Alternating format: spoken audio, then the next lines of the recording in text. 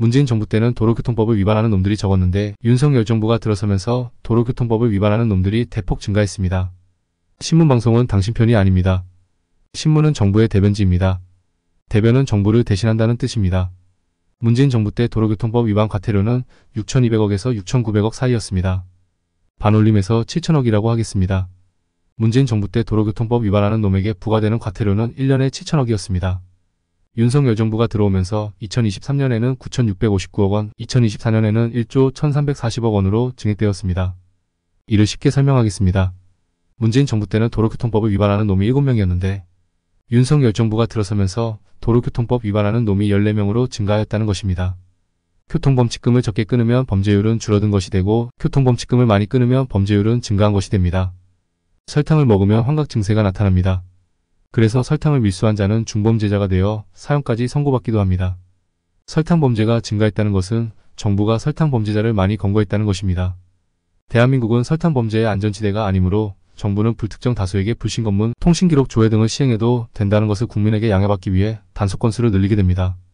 음주운전 단속하는 시간을 줄이면 음주운전은 감소한 것이고 음주운전 단속 시간을 늘리면 음주운전이 증가한 것입니다.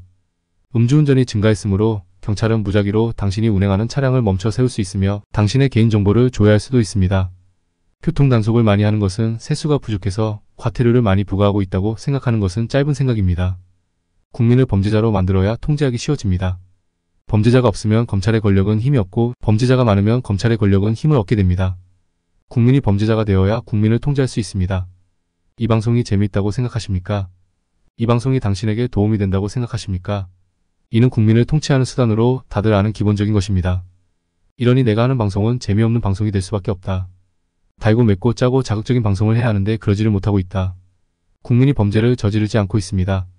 그렇다면 범죄를 저지르게 만들면 됩니다. 당신은 오늘도 담배꽁초를 버렸고 흡연구역을 벗어나 담배를 피웠고 자동차를 운전하면서 속도를 위반했으며 옆집 여자 옆집 남자를 훔쳐봤으며 음침한 생각을 했습니다. 국민이 착해서 범죄를 저지르지 않으면 권력자는 권력을 잃게 됩니다. 경찰, 검사, 판사의 권력도 힘을 잃게 됩니다. 대한민국에서 가장 복잡한 법이 건축법이라고 합니다. 가장 부정부패 비리가 많은 업종이 건축업이기도 합니다. 왜 건축법은 복잡하고 공무원과의 유착 비리가 많을까요? 코에 걸면 코걸이, 귀에 걸면 귀걸이인 법이 많을까요? 정말 내가 생각해도 내 방송은 재미가 있을 수가 없다. 이런 부류의 방송은 스트레스를 유발한다. 악성 댓글이 달리고 신상 털고 미친 개들이 몰려들어 지저댄다. 그런데 나는 이렇게 재미없는 방송을 왜 계속하고 있을까? 이유는 단순하다. 마땅한 취미가 없어서 그냥 하는 것인데 가끔 개돼지들이 와서 악성 댓글을 달면서 지저댄다.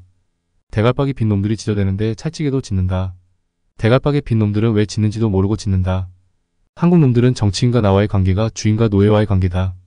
문재인, 윤석열이라고 부르면 그분들은 대통령으로 아버지와 같은 존재이므로 이름을 함부로 부르면 안 된다고 한다. 정말 그놈들은 뼛속까지 노예다. 글이 계속 길어져서 이만 줄인다. 잘 자라 신발놈들아.